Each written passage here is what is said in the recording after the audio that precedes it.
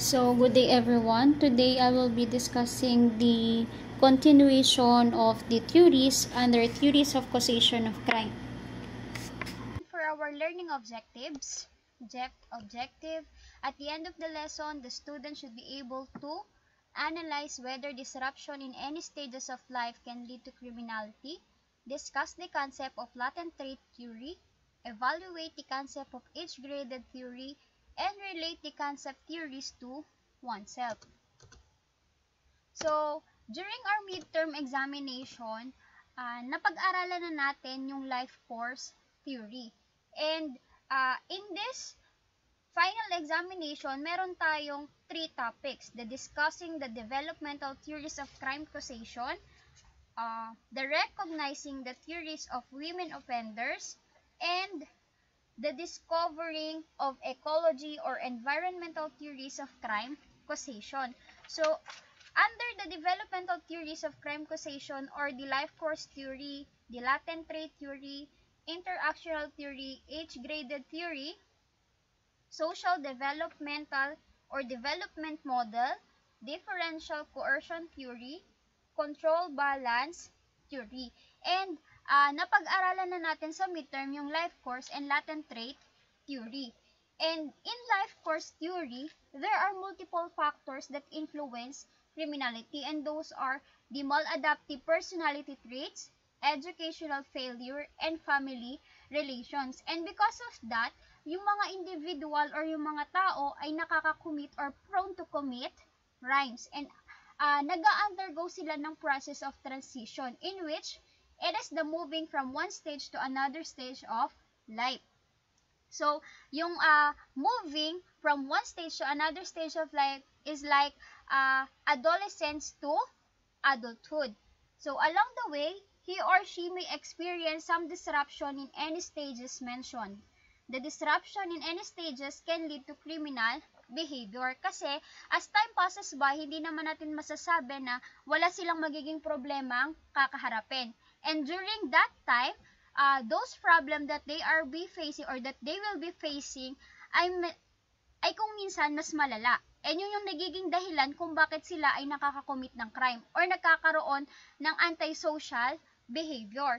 And in life course theory, it viewed crime as a dynamic process. So as we cited in midterm examination, ang life course theory daw po is dynamic process.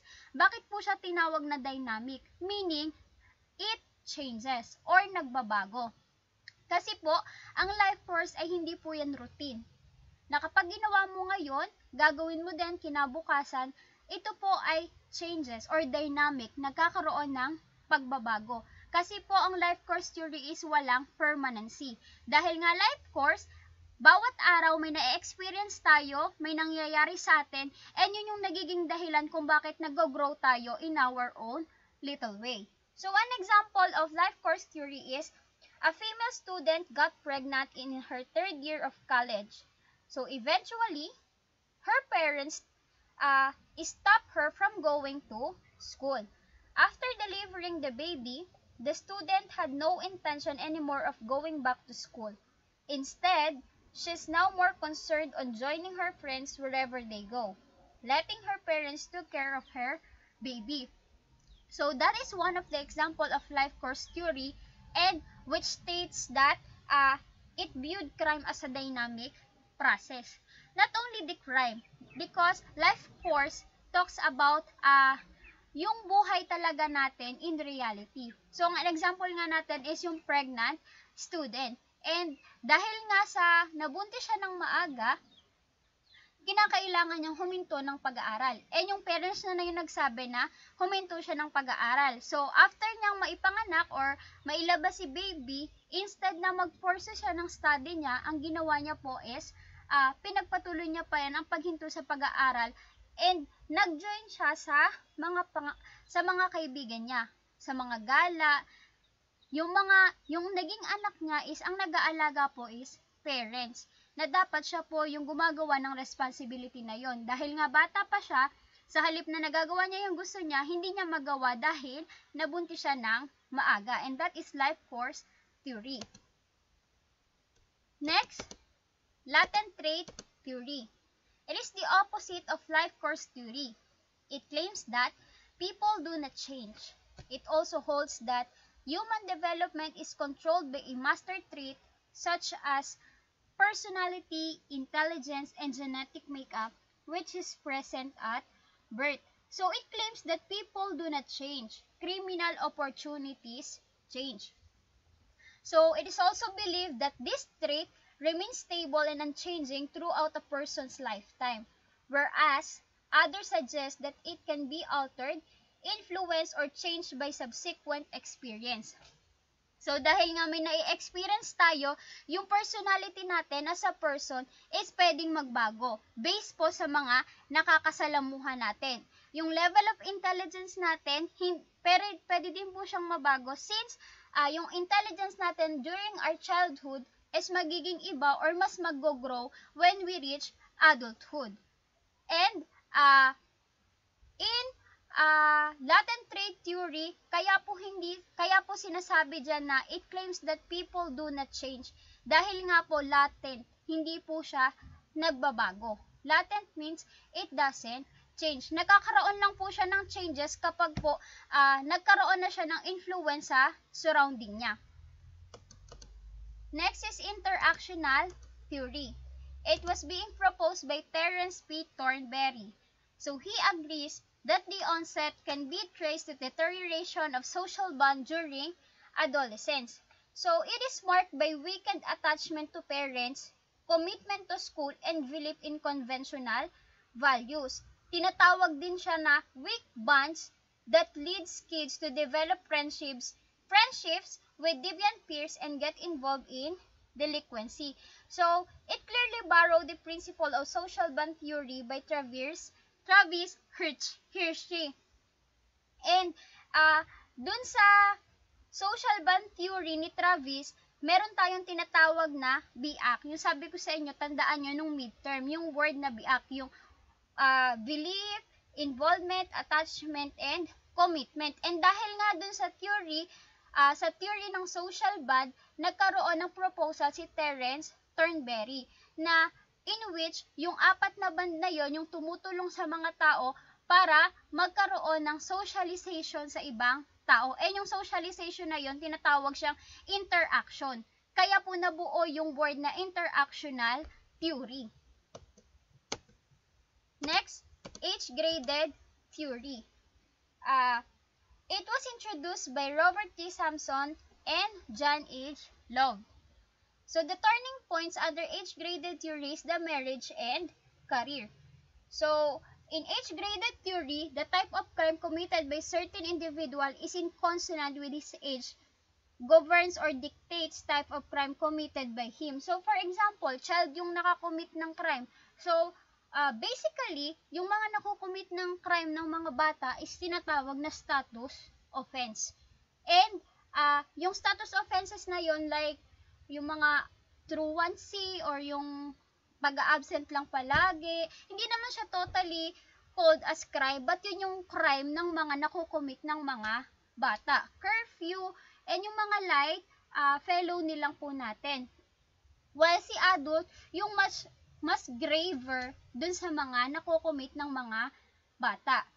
So, an example of it is, yung mga bata, or yung mga adolescents natin who are at risk for crime can live conventional lives if they can find jobs or achieve successful career.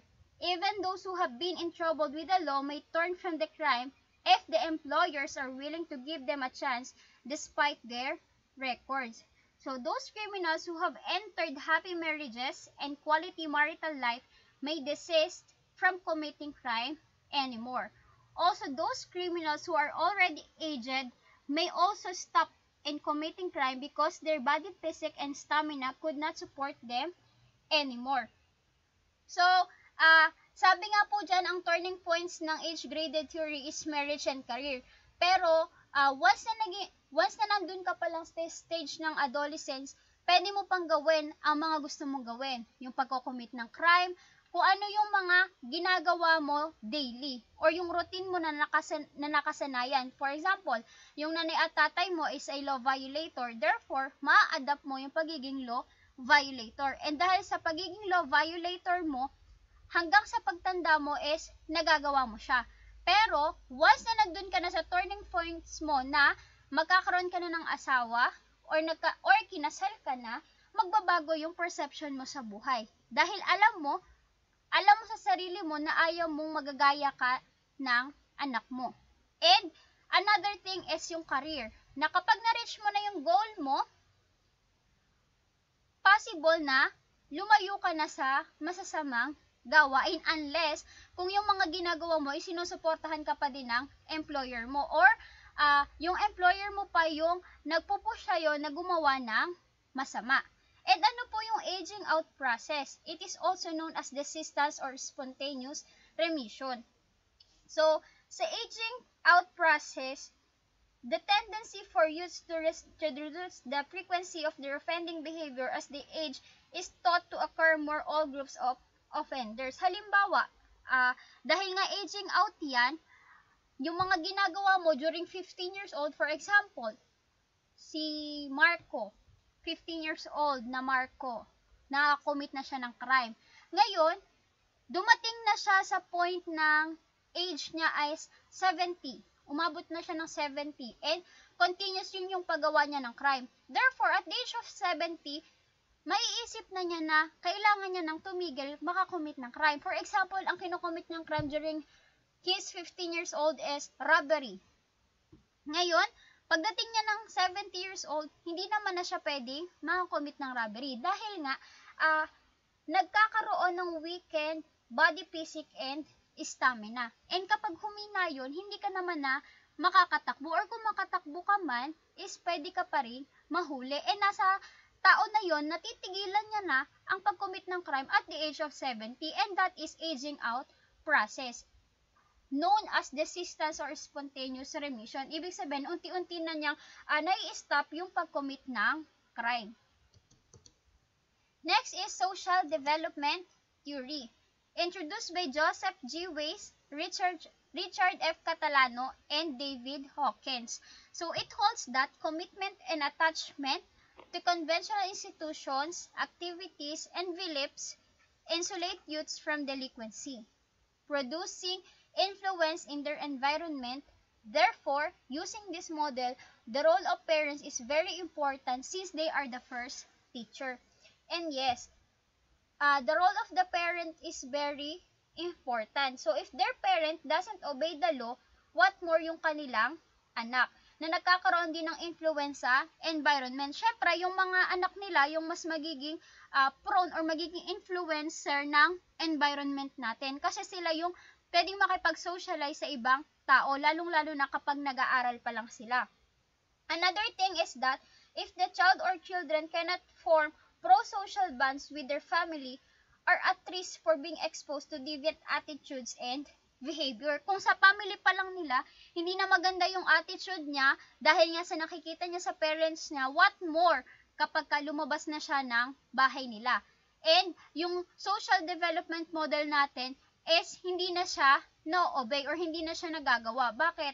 Dahil nga sa pakikipag-socialize niya, sa halip na ma-develop siya, instead na ma-develop siya, lalo pong bumababa yung level ng intelligence niya when it comes to socialization. Pwedeng tumaas yung level of intelligence niya when it comes to socialization sa paanong paraan po in a good way. Kapag po gumagawa siya ng mabubuting gawain, especially once na pumapasok pa lang siya sa school, yung influence sa kanya ng environment is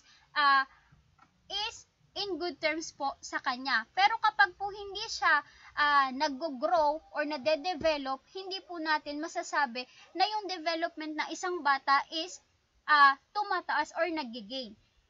Rather, yung development ng bata ay unti-unting bumababa or dahil nga sa pagkababa ng level of development na isang bata, nandun na siya sa risk in committing crime or prone in committing crime.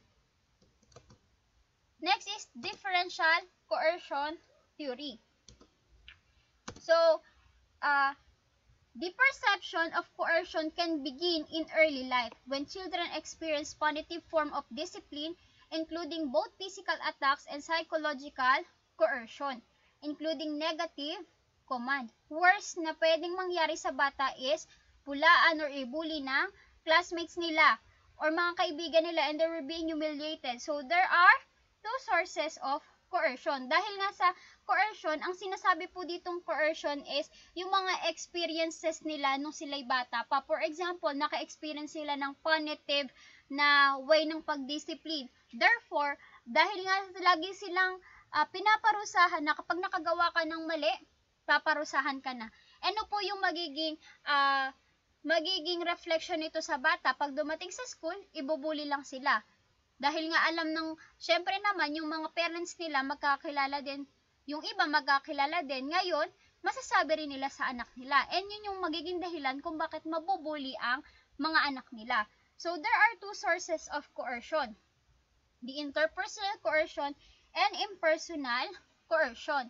In interpersonal coercion is direct, involving the use or threat of force and intimidation from parents, peers, and law enforcement officer. While impersonal coercion, it involves pressures beyond individual control such as economic and social pressure caused by unemployment, poverty, or competition among businesses or group.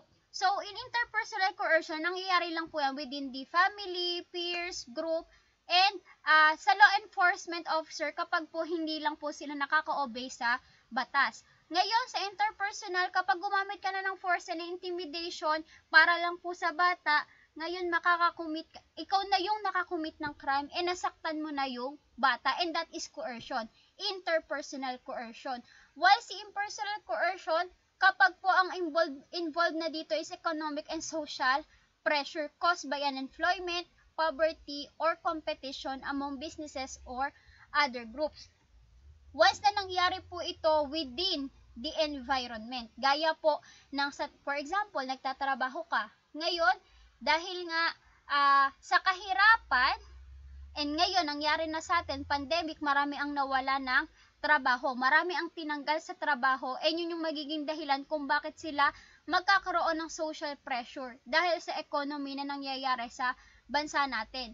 Dahil nga nagkakaroon na ng poverty, gustong-gusto mong kumita dahil nga gusto mong may maipakain sa pamilya mo, makakakumit ka ngayon ng crime. And yung coercion na nangyayari ay impersonal coercion dahil po nangyari po siya or control po ng employer ng economic and social pressure. Yung tinatawag po nating employment, poverty, and competition among businesses or other groups. Next is control balance theory, introduced by Charles R. Titles. So there are two distinct elements under control balance theory. First is the amount of control one is subject to by others, and the amount of control one can exercise over others. So, for example, sa trabaho, ikaw ay manager. So, dahil manager ka, you have the responsibility to your employee. Yun po yung the amount of control one is subject to by others. So, while in the amount of control one can exercise over others, sa work, since manager ka, meron ding assistant manager. And other position na nagiging iba-iba ang magiging approach mo, which is based sa amount ng trabaho. And nagkakaroon tayo ng imbalance. Yan po yung imbalance, meaning it represent a potential to commit crime and deviance. If sumobra ka na sa treat mo sa employee, that downgrades their personality. So, sa amount of control one is subject to do by others, example nga natin, sa work natin, manager ka. So, you have the responsibility for your employee. And yung responsibility na yun yung control mo sa mga tao mo. While yung amount of control one can exercise over others is that dahil nga manager ka, hindi maaaring mawalan ng assistant manager at na iba-ibang position. And dun sa mga iba't ibang position, iba-iba rin yung treat mo. Iba-iba kung paano mo siya i-treat. For example, sa school na lang. Ako, as a teacher, iba yung treat ko sa kapwa ko teacher and iba rin yung treat ko sa mga estudyante. And that is the control, amount of control one can exercise over others. And nagkakaroon tayo ng control imbalance which represent a potential to commit crime and deviance dahil nga sa example natin kanina sa workplace na kapag ka yung treat mo sa pag-control sa mga tao mo is hindi maganda. For example, binibigyan mo na sila ng threat sa buhay nila. Or, worst part, sinasamantala mo yung kakayahan ng employee mo. Therefore, sila na yung gagawa ng paraan para makakommit ng crime. Hindi naman porket makakommit sila ng crime is dahil gusto lang nila, kundi dahil may ipinaglalaban sila. Kailangan po magkaroon ng balance between the employer and the employee. Next is, this Adler's theory of masculinity is under the recognizing the theories of women offenders. So, other than Adler's theory of masculinity is the opportunity theory, marginalization theory, critical feminist theory, power control theory, Sigmund Freud theory of penis envy, and chivalry or paternalism theory. So, Adler's theory of masculinity, the main premise of this theory is that criminalities of women are mainly dependent on the masculinity behavior of female.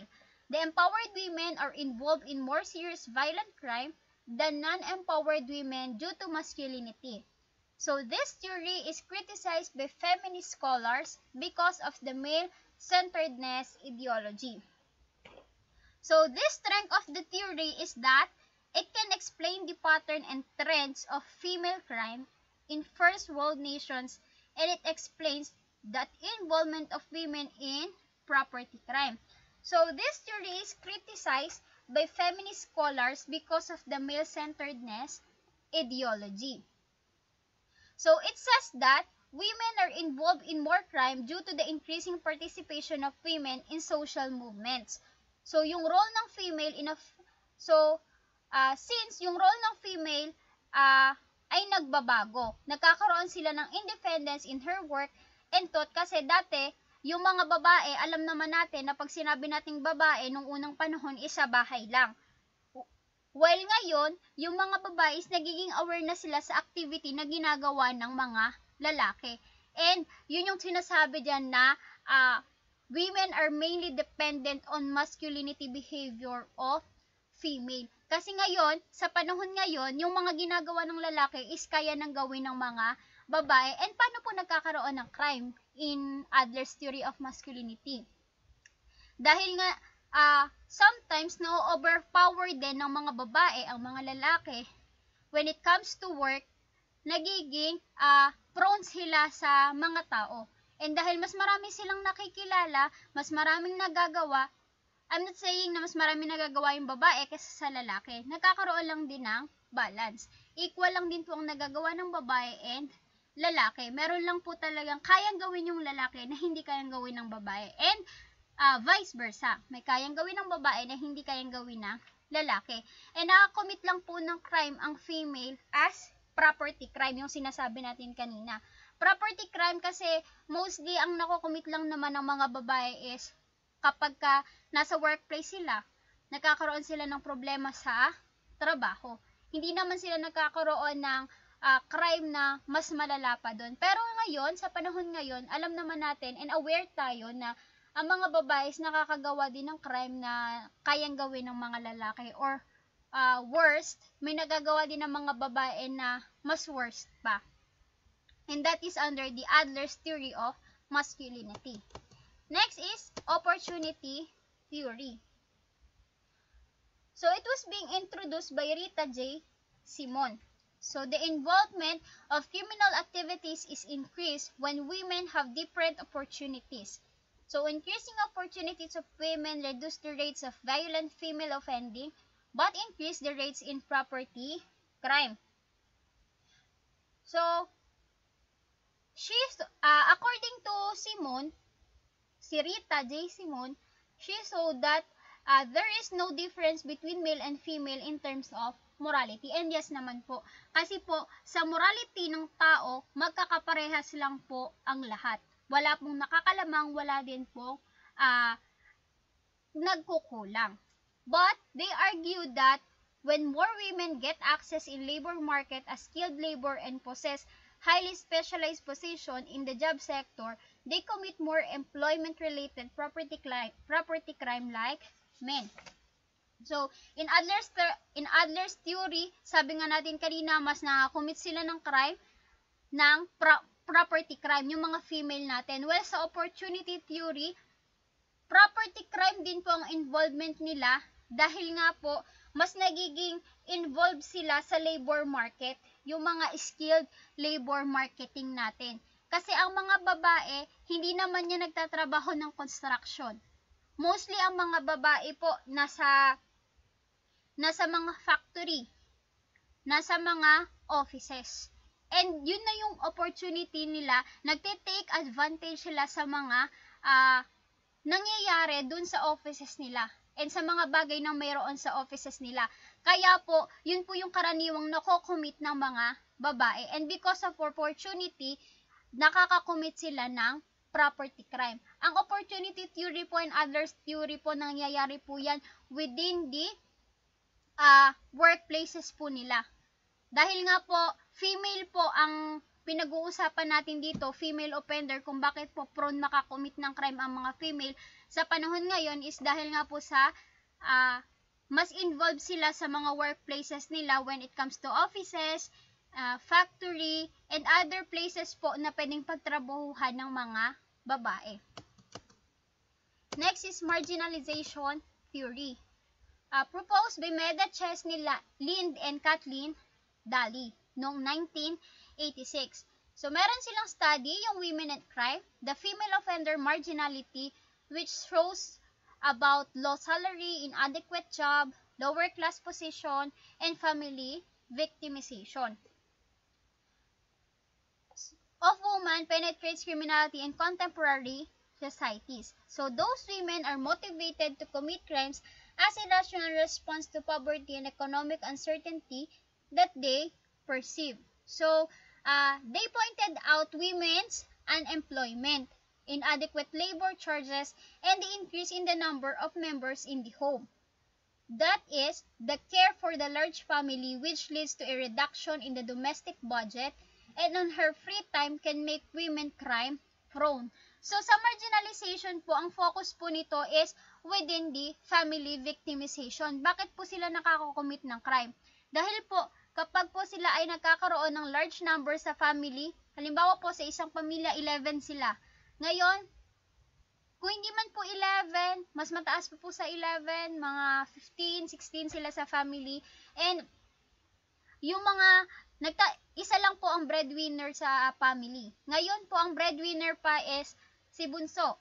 Ngayon, si Bunso, si panganay is marami ding may asawa at anak na. And magkakasama sila sa iisang bahay.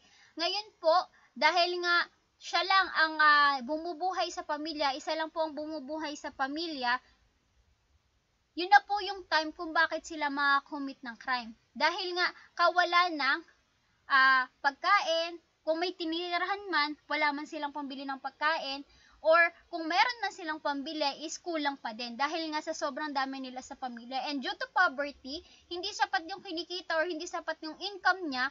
Ngayon, ano po yung gagawin niya? Makakagawa siya ng hindi magandang bagay para lang po may maibuhay sa family niya. And that talks about marginalization theory. Yung low salary, inadequate job, lower class position that leads to family victimization or nagkakaroon sila ng problema sa isang pamilya. So, under this marginalization theory is yung kay Kathleen Daly, yung pink collar crime. So, hindi kayo familiar siguro sa pink collar crime since ang mas naituro lang po is white collar and blue collar crime. So, in pink collar crime, it appears as counterpart to the white collar crime, which in turn is nothing but a professional crime committed by members of the upper ruling and business circles, who use their influences and connections in the society to perform of crimes that bring tremendous material benefit to them, and for the citizens and society as great deal of damage. So, si white collar crime, the difference between white collar and pink collar crime is that si white collar, di ba, mga authorized person yan, mga kagalang-galang na tao ang nakakommit ng crime. While sa pink collar, professional crime ang ginagawa nila in which marami silang connection sa mga tao sa society. And dahil nga marami silang connection sa society, yun na po yung magiging way nila kung paano sila magkakakommit ng crime. And that will benefit them, not only them, but also their family. Next is critical feminist theory, also known as Marxist feminist. So this theory holds that gender inequality stems from an equal power of men and women and the subsequent exploitation of women by men. So the cause of female criminality originates with the onset of male supremacy and the efforts of males to control females sexually. So women are commodity like land or money. That male exploitation acts as a trigger for female criminal or delinquent behavior. So, sa critical feminist theory naman, ang mga lalaki daw po is have supreme power than women. And dahil nga po, na-overpower ng mga lalaki ang mga babae, mas nagagawa ng mga lalaki yung gusto nila. Pwede nila lang gawin lahat sa mga babae.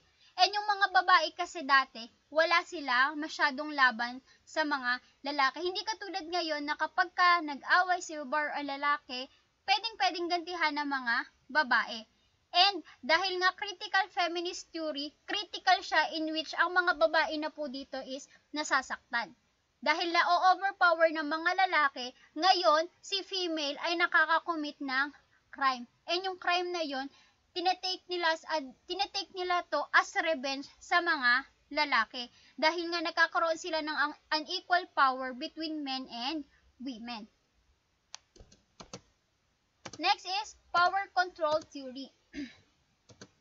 So in power control, it was introduced by John I. Hagan during 1985. He suggests that class influences delinquency and criminality by controlling the quality of family life. So in egalitarian families in which the husband and the wife share similar position of power at home and in the workplace, daughters gain a kind of freedom that reflects reduced parental control. So according to this theory, or according to power control theory,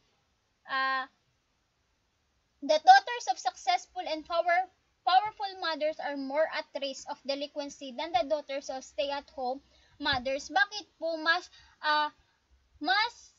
risk daw po yung mga daughters ng successful and powerful mothers?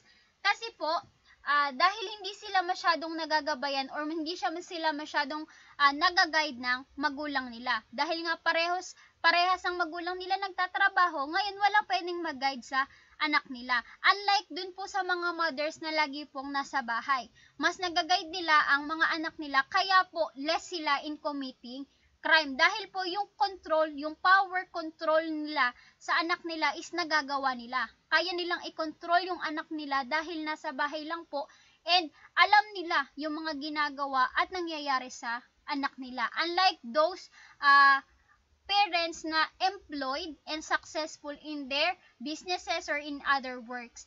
Ngayon, yung mga anak nila, since parehas silang successful, hindi nila nabibigyan ng time ang anak nila. Ngayon, yung time nila ay yung anak nila hahanap ng oras sa ibang tao. And without knowing na yung sinasamahan minsan ng anak nila is nasasama na siya sa masamang gawain or nai-impluwensyahan na sila ng masasama. And they have no control with their child. Kaya po yung child na yon is risk in committing crime. It doesn't mean na risk in committing crime is nakakommit na ng crime. Risk pa lang po. Ibig sabihin, pwede po siya makakommit ng crime, pwedeng hindi. Dahil nga, walang nag-guide sa kanya, walang nagbibigay ng time sa kanya, walang nakakapagbantay sa kanya. In short, meron siyang freedom, kaya pwede niyang gawin ang mga gusto niya. And sila po yung mga risk in committing crime. Next, Sigmund Freud theory of penis envy. So penis envy is a theory in Freudian psychoanalytic theory that proposes that very young girls feel deprived and envious that they do not have a penis. According to him, women are simply men without penises.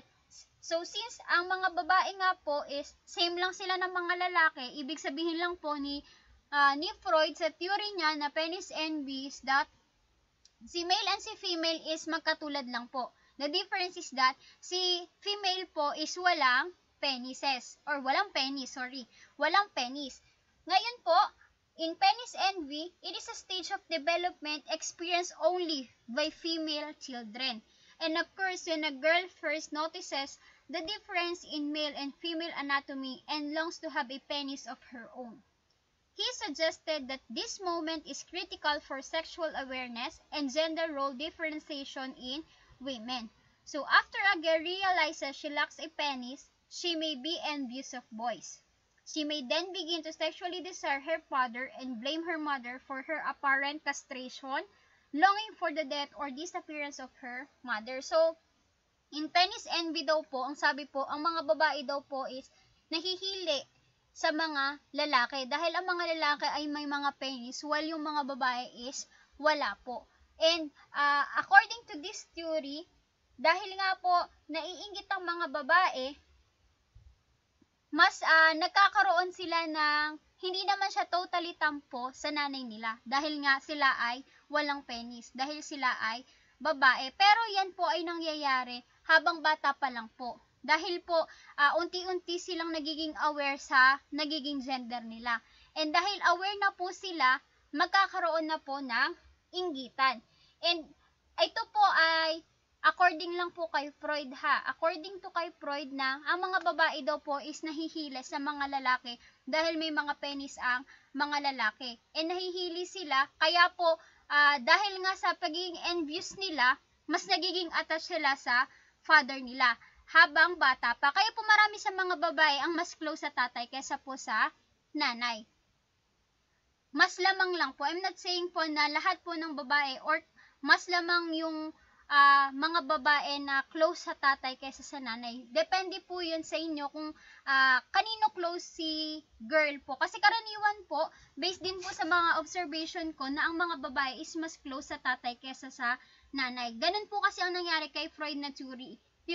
Dahil po, ang mga babae nga po is walang penises, naging close sila sa mga lalaki kasi po nahihili sila. And yung mga lalaki naman po is close sa mother nila. Ang tawag lang po sa theory ni Freud, nagkakaroon ng sexual awareness between the girls and the boys. And they called it penis envy theory. Next is chivalry or paternalism theory, introduced by Otto Pollack during 1950. So the criminality of women argues that in patriarchal society, women are treated more leniently than men because women are believed to be born biologically inferior and need of protection from men. So paternalism theory further states that traditional women are treated with extreme leniency due to chivalry resulting from paternalistic attitude within a patriarchal society.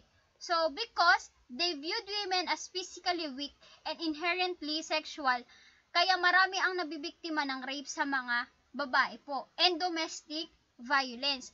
So, it concludes that female is inferior than male, kaya one of the reason bakit makakommit ng crime ang mga babae to take revenge. So, napapansin nyo po, sa theory natin, itong final examination, mas nagpo-focus po siya sa mga babae. Kasi po, it talks about the risk in committing crime ng mga babae.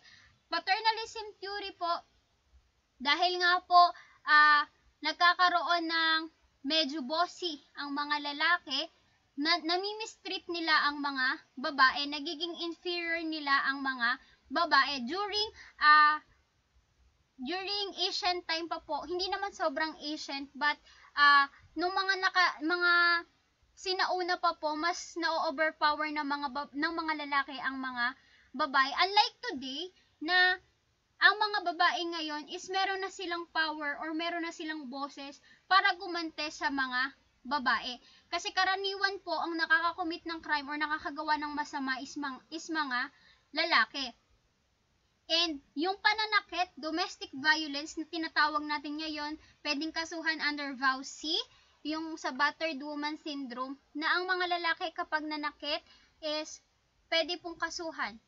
And yung mga lalaki nga po, mas namimistreat nila yung mga babae dahil marami sa mga lalaki ang hindi marunong umintindi sa mga babae. For example, yung mga babae dahil nga sobrang weak nila, nare-rape sila ng mga lalaki and nare-rape sila ng walang kalaban-laban kasi alam natin na pag sinabing mga lalaki, malakas to, strong ang personality nito, wala tayong laban. So kapag dinala na tayo sa isang lugar, wala na tayong chance na makapag-take ng revenge. Pero kapag ang mga babae is nagkaroon ng chance or opportunity para gumante, gagawa ng paraan ng mga babae para maipaglaban ang karapatan nila. So, sa paternalism theory, ang sinasabi lang po dito na ang mga babae daw po is inferior of men. Kasi nga po, nagkakaroon ng supremacy between men and women.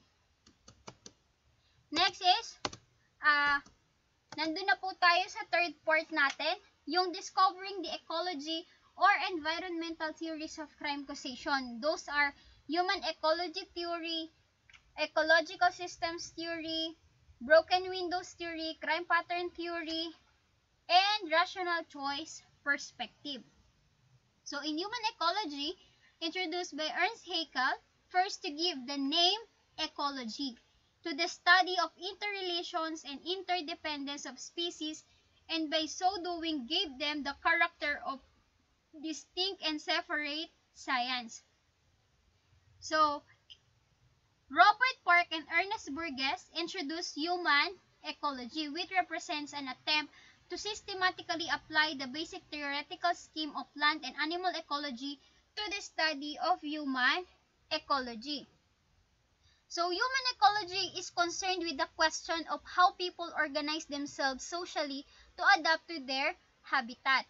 So, it is so far concerned with social order that is based on the competition rather than consensus in principle, at least with plant and animal ecology. Dahil nga po, human ecology, ito po yung adaptation ng mga tao between their habitat and the ecology or our environment or the surroundings. So, under this human ecology is the ecological systems theory. So, Yuri Fenbrenner formulated ecological system theory during 1975 to explain how the inherent qualities of a child and his environment interact to influence how he will grow and develop. So this ecological system theory have 5 levels of external influences, and those are microsystem, mesosystem, exosystem, and macrosystem and chronosystem. So isa-isahin po natin. When we say microsystem, it is the smallest and most immediate environment in which the child lives. So it comprises the daily home, school or daycare, peer group or community environment of the child. So sa microsystem, since micro yan, nandun pa lang po tayo sa maliit na unit ng place natin. Yung home, school, peer group, community ng isang bata. While in mesosystem, it encompasses the interaction of the different microsystem which the developing child finds himself in. Ibig sabihin po, nagkakaroon na po ng linkages between the home and the school, between peer group and family, or between family and church.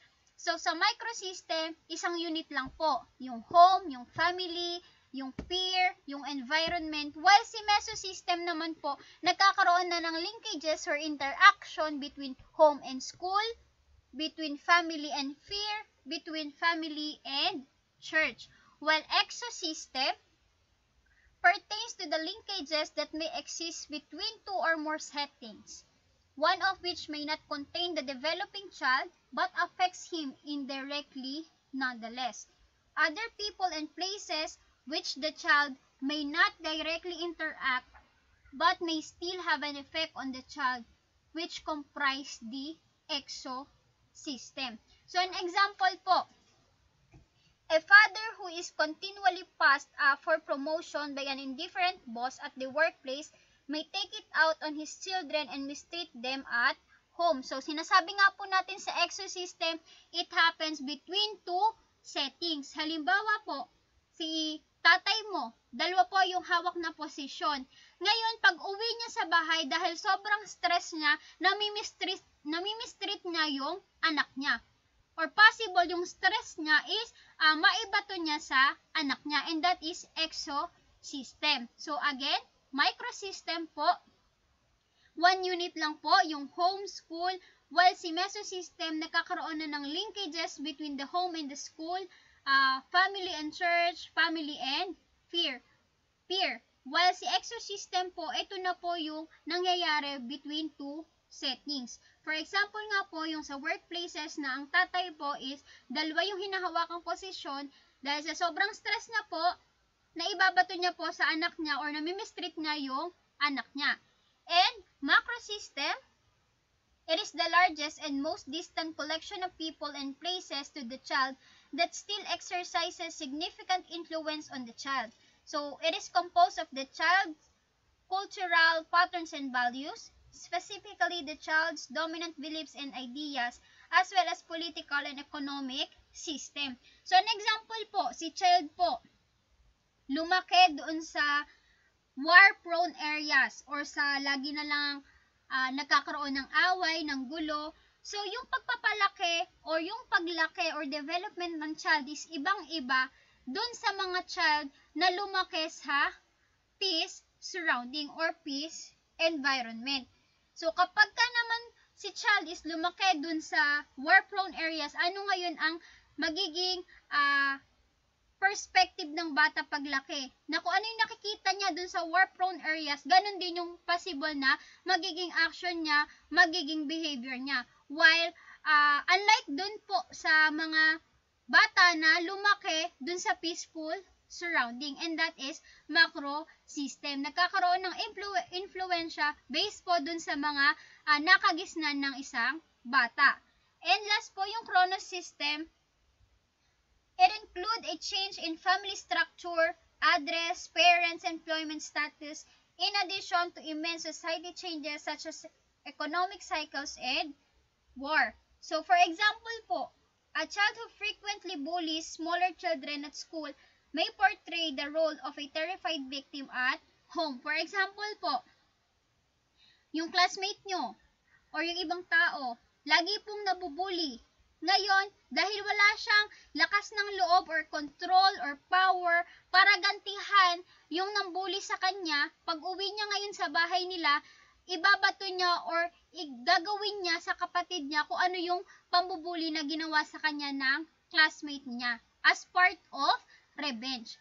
Instead na iganti niya po sa mga taong nang bully sa kanya, igaganti niya yon sa kapatid niya or kung sino man po yung mga tao sa bahay na pwede niyang pagantihan. And that is chrono system. Next po, broken windows theory, introduced by Philip G. Zimbardo.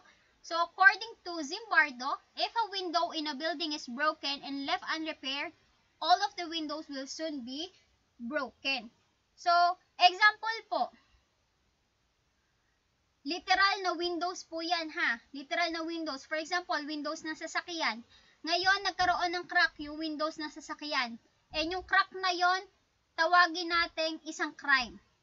And yung crime na yon, once na hindi po na-resolve or hindi po nabigyan ng action, lalaki at lalaki po ang crime. Or once na hinayaan po natin si crime, lalaki at lalaganap lang din po ang crime na yon. Dahil nga po, sa una pa lang hindi na siya nasugpo, what more kapag po tumagal, mas lalo pong lalaki. And yung isang sira na yon, yung broken window or yung crack sa bintana po ng sasakyan nyo, once na lumaki ng lumaki yan, magiging sira na po yan. And dahil sa paglaki niya nga po, yung crime na yon, is mahihirapan ng masugpo. And that what we called left unrepaired. All of the windows will soon be broken. In connection with lang po sa crime, for example again, yung crime po natin is considered natin as yung crack sa sasakyan natin, crack sa bintana ng sasakyan natin. Ngayon, once na unresolved pa din po yung crime na yon, lalaki at lalaki po si crime. And lalaganap at lalaganap si crime. Kaya po dapat, habang maliit pa lang yung butas, ayusin na po natin. Or habang maliit pa lang yung crack, ayusin na po natin. I-resolve na po natin yung problema para hindi na po siya kumalat or lumaki. Next, crime pattern theory introduced by Patricia L. Brantingham and Paul J. Brantingham. So, according to crime pattern theory, physical environmental influences criminal behavior. So, there are 5 criminal spatial landscape as elements of crime pattern theory. First is yung nodes. Ano po yung nodes? A place that an individual is regularly drawn. For example po, home, work, school, job, and other places po kung saan lang po nagmumula yung isang tao. Next, path. Pag sinabing path, it is the route between nodes. For example, home natin or school. So, yung path, ito na yung route natin papuntang school. And yung route na yon, yung tinatawag po nating path. Next is edges. It is the physical and perceptual boundaries between different parts of the city. For example, boundaries of neighborhoods and socioeconomic boundaries. So, doon na lang po tayo mag-stick sa example natin. For example, yung nodes. Yung nodes po, yun yung home, school natin. Ang path, ito yung route between home and school. Ano po yung edges? Ano po yung nagiging boundary kung paano po kayo makakarating ng school?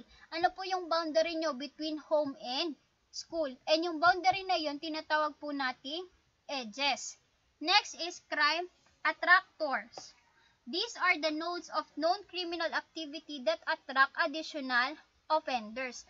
So, example po, sa lugar nyo, mas lamang po ang presence ng drug, or yung mga pot session natin. Ngayon, ano po yung crime attractors?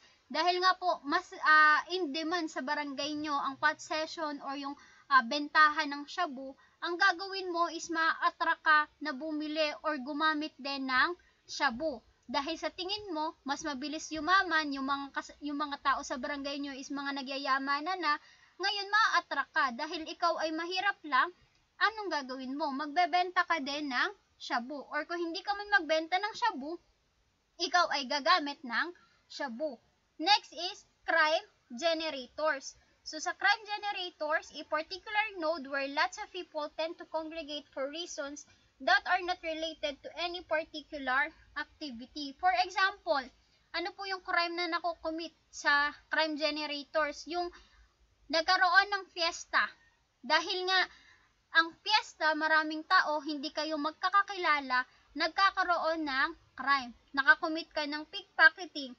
Because, yung mga tao sa lugar na yon is anonymous. And hindi nila alam kung sino yung kumuha or nagnakaw dun sa isang tao. That is crime generator. Nagkakaroon ng generator dahil meron silang isang occasion na pinaghandaan or pinlano para makakomit sila ng crime. And lastly po, for the coverage of our final examination is rational choice perspective. It was being introduced by Ronald V. Clark and Derek B. Cornish. Introduced the utilitarianism and theory of economic choice, which is under po ito ng preliminary examination natin sa classical theory, yung utilitarianism and theory of economic choice. So, yung utilitarianism lang po under ng prelim natin, yung sa classical theory. So, utilitarianism assumes that people make decisions with the goal of maximizing pleasure and minimization of pain. Ito na po yung pain and pleasure principle natin, in which Pag mataas daw po yung pleasure natin, mas mataas yung risk makakommit ng crime. That is according po sa classical theory natin, yung utilitarianism. While yung theory of economic choice po natin, argues that people evaluate the options and choose what they believe will satisfy their needs. So, nagkakaroon po sila ng dalawang options in which yung isang option na po yun is yun yung pipiliin niya na sa tingin niya is masasatisfy yung needs niya. While yung isa is hindi niya pipiliin dahil alam niya na mali or alam niya na hindi niya magugustuhan ang magiging outcome nun. And that is rational choice theory. We have the choice, we have the free will to do or to choose what we want or what our desires wants to be. Ngayon, yung rational choice, according to classical theory, ito na yung mga free will natin. Kagustuhan natin kung ano yung mga options natin sa buhay na pwedeng masatisfy yung needs natin.